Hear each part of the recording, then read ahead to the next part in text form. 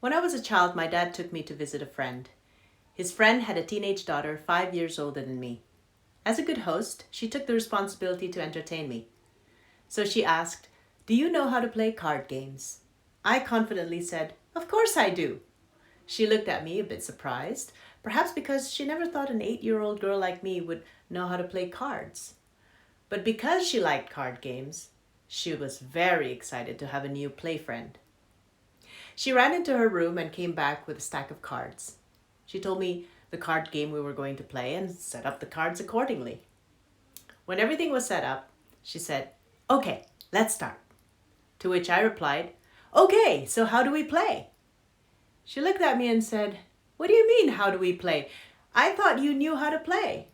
I said, still as confident as ever, "I'd know if you teach me." My dad was watching us from his seat, shook his head, and smiled as if to say, "That's my girl."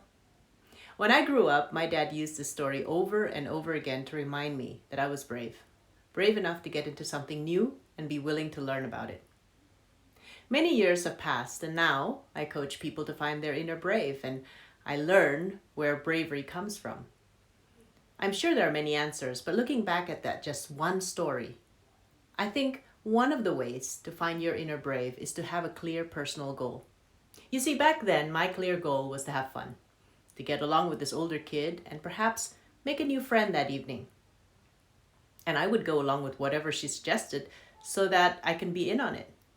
And because of that desire to have fun, so great, I said yes before I knew what to do. I had the confidence that I could learn any new card game that she wanted to play as long as she taught me. So how clear is your personal goal? If you find it hard to step into your brave zone, I ask you to take the time to really answer that question. What do you want in your life? What do you want to build? What part of you do you want to actualize? Make it personal and emotional. And don't be surprised if you feel the urge to get into action. Have a good thinking time.